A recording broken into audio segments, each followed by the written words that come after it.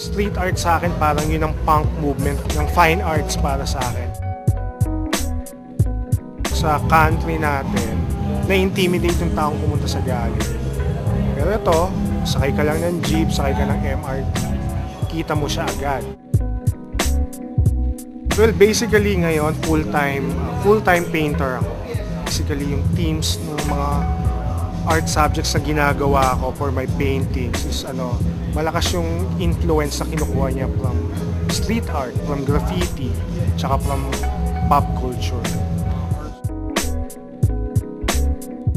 Yun talaga yung natural evolution sa tingin ko ng graffiti talaga na pupunta talaga siya sa stage kung saan siya ngayon. Like ngayon, pag sinabi natin street art or urban art, parang yun na yung pinaka-melting pot ng graphic design, urban culture, popular culture, yung music scene involved din. Then syempre, yung fine art. Kasi marami din nagda-double into street art. Galing din sa mga painters din, mga nag-exhibit din sa gallery. Then andyan din yung mga graphic designers, mga toy or vinyl makers. So, in a way, maraming na-embrace na iba't ibang aspeto ng art forms.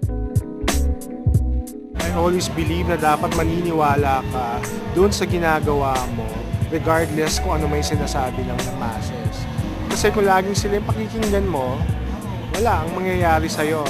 Makikisunod ka na lang lagi doon sa agos. So sa akin, yun ang essence nature na ng graffiti or urban art yan, yung pagiging subversive. So, feeling ko kailanman sila pwedeng makibagay or makikonform sa gusto ng masa.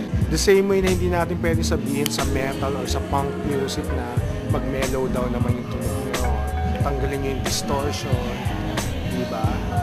Tanggalin nyo yung Satan image. Parang ganon, hindi natin pwedeng sabihin. At ayun, so sa akin, as long as naniniwala ka doon sa ginagawa mo, dead man na lang yung sinasabi ng iba. Okay?